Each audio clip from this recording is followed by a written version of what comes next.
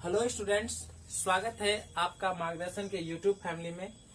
हम लोग आज यहाँ पे सिख धर्म से संबंधित जितने भी गुरु हैं, 10 गुरु हैं सिख धर्म से संबंधित, तो उनके बारे में पढ़ाई करेंगे, ध्यान देंगे। और ये सब टॉपिक जो भी हम आपके लिए ला रहे हैं ये काफी महत्वपूर्ण, इम्पोर्टेंट है।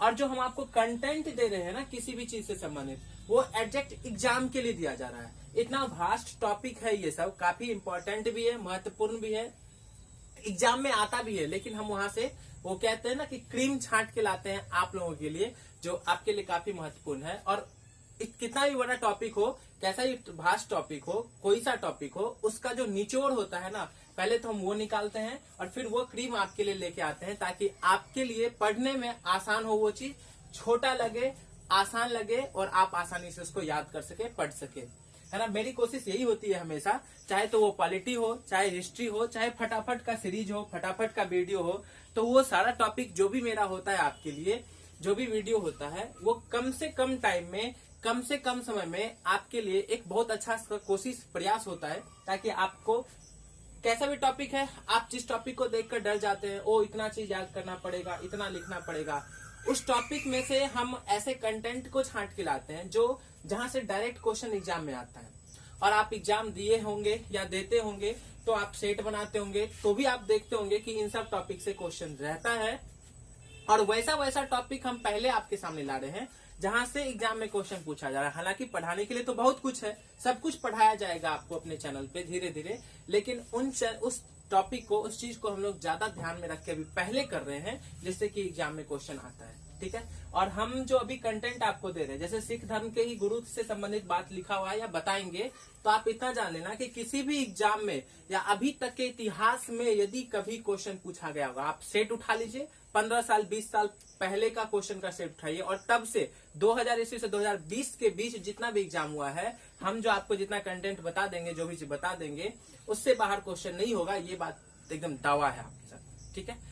तो चलिए आज की शुरुआत करते हैं हम लोग। तो सिख धर्म की गुरु से शुरुआत करें तो सिख धर्म के सबसे पहले गुरु जो थे, और सिख धर्म के सबसे पहले गुरु जो है वो गुरु नानक हैं। कौन है? गुरु नानक देव इनको कहते हैं, गुरु नानक है। और इन्हीं को सिख धर्म का संस्थापक भी कहा जाता है। तो यहाँ पे लिखा हुआ है सिख धर्म के संस्थापक है गुरु नानक। ठीक है। और ये प्रथम गुरु भी है सिख धर्म के। तो गुरु नानक जो है, इन्हीं के जो अनुयायी हुए वही सिख कहलाए। मतलब गुरु नानक देव जो थे या गुरु नानक जो है, इनके जो अनुयायी हैं, इनको मानने वाले ही क्या कहलाए? सिख कहलाए। तो इसलिए सिख धर्म के संस्थापक कौन हो गए? गुरु नानक देव हो गए। और यही क्या है? प्रथम गुरु भी है सिख धर्म के।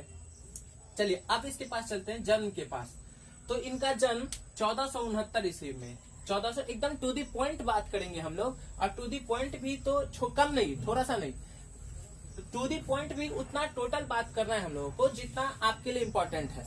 और जो बात जरूरी है जानना, इम्पोर्टेंट, जहां से डायरेक्ट क्वेश्चन उठ के आता है, वो चीज हम आपको बताने की कोशिश करेंगे और बताएंगे। ठीक है। बस आप देखिएगा वीडियो पूरा, और अच्छा लगे तो आप लाइक कमेंट करके डेफिनेटली बताया कीजिए, क्योंकि हम आपके लिए इतना मेहनत कर रहे हैं। तो आप इतना तो कर ही सकते हैं कि एक कमेंट लाइक में आपका कुछ नहीं जाता है, तो आप उतना करेंगे। चलिए पढ़ाई करते हैं। तो इनका जन्म 1469 ईस्वी में, कितने में हुआ था? 1469 में हुआ था। और कहाँ पे हुआ था? तो तलवंडी। कहाँ पे हुआ था? तलवंडी में। तो गुरु नानक देव पहले तो सिख धर्म के संस्थापक और प्रथम गुरु हो गए। दूसरा बात क्या इससे संबंधित, इनका जन्म 1469 ईस्वी में तलवंडी नामक स्थान पे हुआ था, जो अभी के टाइम में, प्रेजेंट टाइम में किस नाम से जाना जाता है? ननकाना साहब के नाम से जाना जाता है। तो अब किस नाम से जाना जाता है? ये तलवंडी ननकाना साहिब के नाम से जाना जाता है। ठीक है। अब चलते हैं इनकी माता के पास। तो गुरु नानक देव की जो माता थी, इनका नाम तृप्ता है। क्या नाम है? तृप्ता। इनकी माता का नाम तृप्ता है। पिता का नाम कालूराम। तो गुरु नानक देव के पिता का क्या नाम है? कालूराम है। और इनकी पत्नी का नाम सुलक्षणी। पत्नी का नाम क्या है? सुलक्षणी। एक बिहार एसआई के एग्जाम में, दरोगा के एग्जाम में एक क्वेश्चन पूछा गया है कि गुरु नानक देव की पत्नी का नाम क्या है? तो क्या है? सुलक्षणी है। ध्यान देंगे। अब इनकी मृत्यु पे चलते हैं। मृत्यु हो गया इनका 1539 ईस्वी में, करतारपुर जगह पे। ये कौन जगह है? करतारपुर, पंजाब में। वहीं पे इनकी मृत्यु हो गई गुरु नानक की 1539 ईस्वी में। और यही करतारपुर में जब वो अपने जीवन का अंतिम समय बिता रहे थे, व्यतीत कर रहे थे, तो वो जहाँ पे रहते थे, वहाँ वो जो मठ बनाए हुए थे जिसमें रहते थे, उसी को डेरा कहा जाता था। उसको हम लोग डेरा कहते थे। तो जो बात यहाँ पे लिखा हुआ है वो तो इम्पोर्टेंट है ही है। आप वीडियो इसलिए भी देखिए क्योंकि उससे संबंधित जो बात हम बोल रहे हैं उसमें भी कुछ बातें होंगी जो आपके लिए इम्पोर्टेंट महत्वपूर्ण हो सकता है। तो मृत्यु 1539 में करतारपुर में हो गया, और जहां करतारपुर में ये अंतिम समय में अपना रह रहे थे उन्हीं को क्या नाम दिया गया, डेरा नाम दिया गया। तो ये गुरु नानक की जीवनी के बारे में हम लोग देख लिए, माता पिता पत्नी मृत्यु क्या कहते हैं, ये सब कुछ देख लिए, जन्म। अब चलते हैं इनसे महत्वपूर्ण ऑब्जेक्टिव जो बनता है, जो इनसे महत्वपूर्ण इनके काम थे या इनसे संबंधित बातें हैं उनको देखते हैं हम लोग एक एक करके। तो पहला क्या है कि देखिए पहला ऑब्जेक्टिव क्या है इनसे संबंधित कि गुरु नानक बाबर एवं हुमायूं के समकालीन थे। जो गुरु नानक देव हैं ये जो मुगल वंश के संस्थापक कहे जाते हैं बाबर, आपको मालूम होगा। तो मुगल वंश के संस्थापक बाबर और इन्हीं के पुत्र थे हुमायूं, तो इनके समकालीन थे कौन, गुरु नानक जी। गुरु नानक जी बाबर और हुमायूं के समकालीन थे।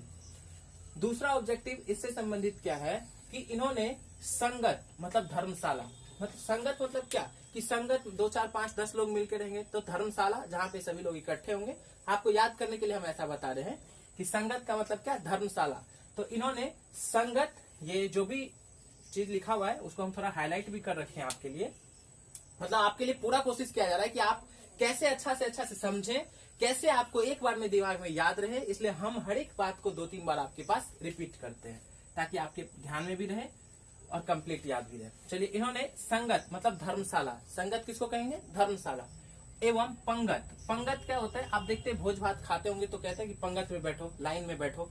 तो इन्होंने संगत और पंगत की शुरुआत की, और पंगत कहते हैं किसको, लंगर को। मतलब पंजाब में और गुरुद्वारा में जो खाने की व्यवस्था होती है वहाँ पे पंगत चलते रहता है, मतलब लंगर चलता है। आप कभी भी जाके कोई लोग वहाँ पे खाते हैं।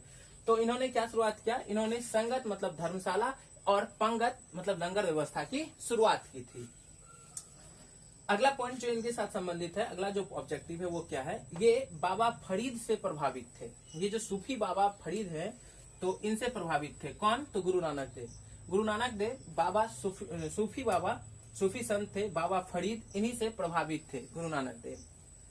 अगला पॉइंट और अगला ऑब्जेक्टिव गुरु नानक से संबंधित क्या है कि गुरु नानक जी देश का 5 बार चक्कर लगाए।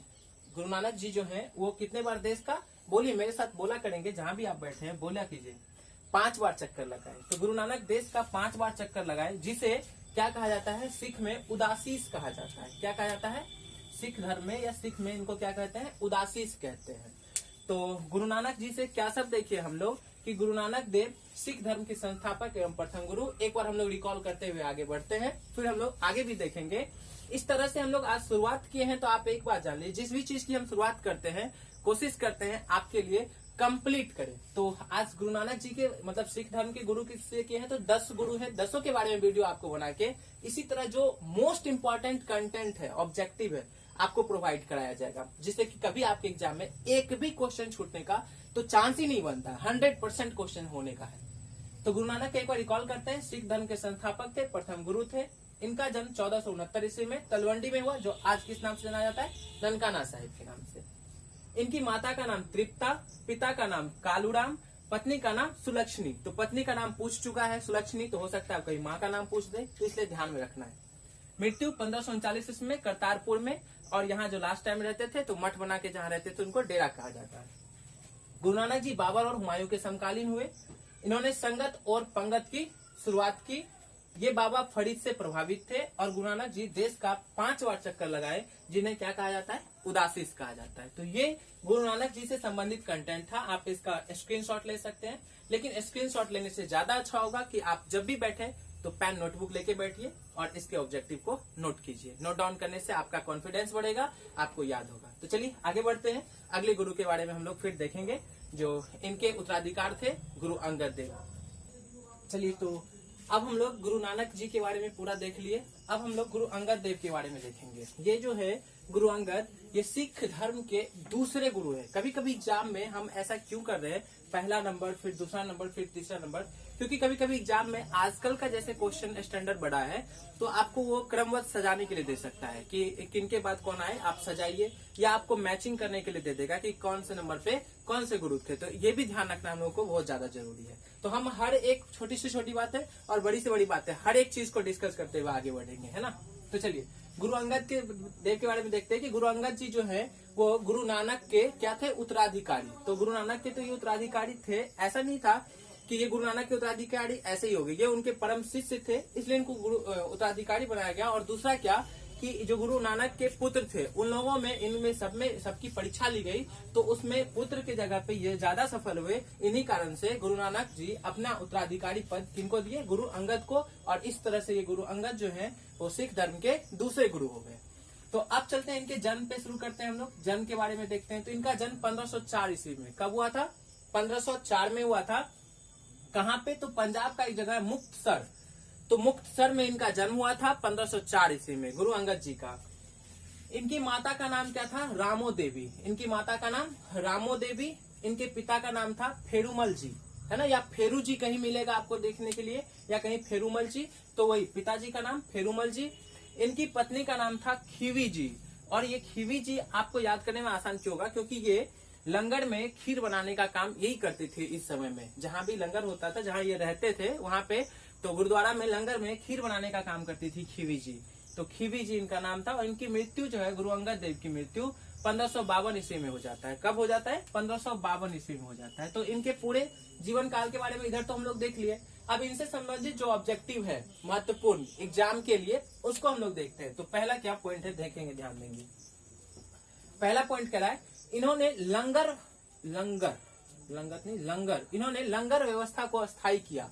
जो गुरु नानक जी थे उन्होंने लंगर व्यवस्था की शुरुआत किए थे और उसी की को स्थायी किए कौन, गुरु अंगद देव। तो पहला पॉइंट क्या है इनके से कि गुरु अंगद जी जो है वो लंगर व्यवस्था को अस्थायी किए।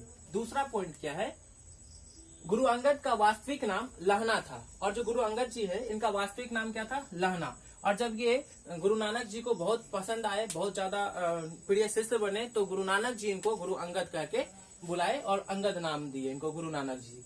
तो गुरु अंगद का वास्तविक नाम लहना था, मतलब पुराना बचपन का नाम लहना था, लेकिन गुरु नानक जी उनको अंगद की बात बोले, अंगद नाम दिए। गुरु अंगद गुरुमुखी लिपि के चलाए, मतलब जो गुरु अंगद देव हैं इन्होंने गुरुमुखी, अभी आपको पता होगा कि जो पंजाबी भाषा की लिपि होती है, कौन सी लिपि होती है, तो गुरुमुखी लिपि होती है ना। तो पंजाबी भाषा की लिपि, गुरुमुखी लिपि जो है वो गुरु अंगद जी के द्वारा ही चलाया गया था, उन्हीं के द्वारा चलाया गया था। और यहाँ तो ये बात तो हम पहले ही बोल दिया आपको कि गुरु नानक जी के कौन थे, ये उत्तराधिकारी थे, कौन, गुरु अंगद देव। तो गुरु अंगद देव के बारे में हम लोग ये सारी बातें, इससे बाहर कभी भी किसी भी एग्जाम में एक क्वेश्चन नहीं आ सकता, इस बात की मेरी गारंटी, आपके साथ दावा है, चैलेंज है, आप जाके देख लीजिए। कहानी पढ़ने के लिए तो बहुत कुछ है इनके बारे में या किसी के बारे में भी, लेकिन कहानी पढ़िए आप, अच्छी बात है, उसको पढ़िए आपको अच्छा लगे तो। लेकिन जहां से क्वेश्चन बनना है वो यहीं से क्वेश्चन बनना है और यहीं से एग्जाम में आना है। ये तो मेरा ओपन चैलेंज है आपसे।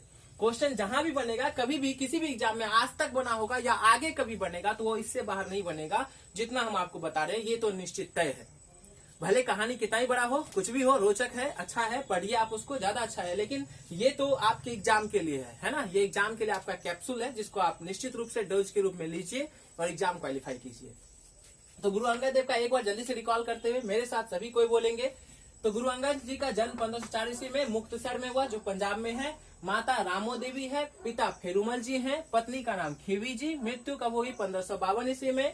इनसे संबंधित जो ऑब्जेक्टिव है, 4 बातें उनको ध्यान रखना है कि गुरु अंगद जी ने लंगर व्यवस्था को क्या कर दिया, अस्थायी कर दिया। यह अस्थायी कर दिया इसको, और इन्हीं का वास्तविक नाम जो था वो लहना था। गुरु अंगद जी ही गुरुमुखी लिपि चलाए और ये गुरु नानक के उत्तराधिकारी हुए, इसलिए दूसरे नंबर पर सिख धर्म के गुरु कहलाए। तो दोस्तों, आज का वीडियो कैसा लगा ये आप कमेंट बॉक्स में आज इतना ही कहने देते हैं। अगले वीडियो में हम लोग 3, 4, 5 इस तरह से क्रमबद्ध करके 10 गुरु को देखेंगे। तो आप स्क्रीनशॉट लेना चाहते हैं, आप स्क्रीनशॉट ले लेंगे और इसको नोट डाउन भी कर लेंगे, ठीक है। तो आज के लिए इतना ही।